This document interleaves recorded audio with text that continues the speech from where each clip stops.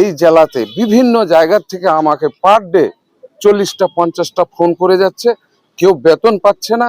এবং অক্টোবর মাস থেকে, বিশেষ করে অক্টোবর মাস থেকে কোনো এজেন্সি আজ পর্যন্ত পেমেন্ট দিল না।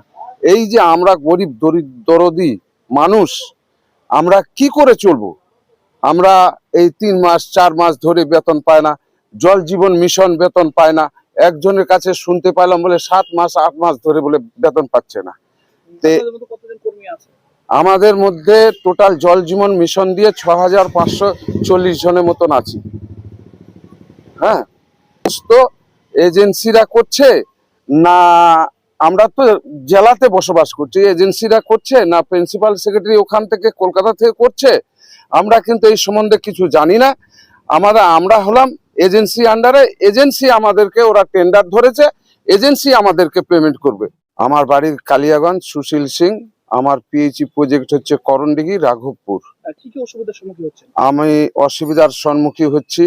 আমি এই জেলার সেক্রেটারি পিএইচই দপ্তরে, হ্যাঁ, পাম্প অপারেটর এবং ভালভ অপারেটরের। পিএইচই সেক্টরে যারা বিভিন্ন সেক্টর আছে পিএইচই দপ্তরে, তো যারা কাজ করে আর কি, তাদের বিষয় নিয়ে কিছু সমস্যা ছিল, দীর্ঘদিন থেকে সমস্যাগুলো দেখা যাচ্ছে। তো আমরা বিক্ষিপ্তভাবে আসতেছি, এও আসতেছে। এই বিক্ষিপ্তভাবে না আসে আজকে মোটামুটি আজকে আমাদের রায়গঞ্জ সাব ডিভিশনের যারা কর্মরত আছেন তাদেরকে নিয়ে একটা সাহেবের কাছে ডেপুটেশনের ডেট ছিল, সেই ভিত্তিতে আমরা ডেপুটেশনে এসেছিলাম তাদের দাবি দাবাগুলা নিয়ে। তো দাবি দাবাগুলা নিয়ে আমাদের সাহেবের সঙ্গে কথা হলো।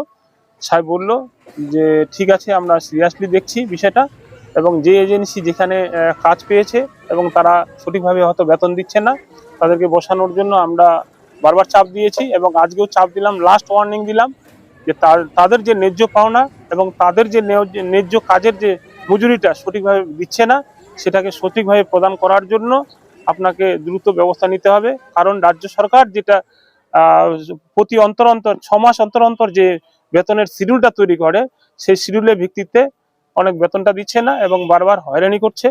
এবং ভালভ অপারেটর, পাম্প অপারেটর এবং জল জীবন মিশন, এই 3 সেক্টরে যারা কাজ করে তারাই সবাই এসেছিল। তাদের সঙ্গে নিয়েই আজকে আমরা ডেপুটেশনে গেলাম এবং সেটা নিয়ে আলোচনা হলো। এবং আগামী দিনে 2026 সালের যে জানুয়ারি মাসের মধ্যেই সব বিষয়টা মিটিয়ে দেওয়ার জন্য আমরা চাপ দিলাম। এটা নিয়ে ছিল আজকের আমাদের মূলত ডেপুটেশন। তার জন্য ডেপুটেশনের স্মারকলিপিও দেওয়া হলো, এই স্মারকলিপিটা আমরা দিলাম। এবং আগামী দিনে যদি না সব দাবি দেওয়া না মেনে, তাহলে আমরা যে আমাদের 3 জেলা, উত্তর দিনাজপুর, দক্ষিণ দিনাজপুর, মালদা, যেখানে হেড অফিস আছে, সেখানে আমরা ওই হেড অফিসে ঘেরাও করব। ওইখানে তো ঘেরাও করব, এবং সাথে সাথে আমাদের উত্তর দিনাজপুর জেলার যে এখানে পিএইচই অফিস আছে, সেখানেও আগামী দিনে আমরা বৃহত্তর আন্দোলন করে সমগ্র যারা কাজ করেছে বিভিন্ন সেক্টরে তাদের দাবি দেওয়া নিয়ে আগামী দিনে আমরা আন্দোলনের রাস্তায় নামবো। এটাই ছিল মূল কর্মসূচি।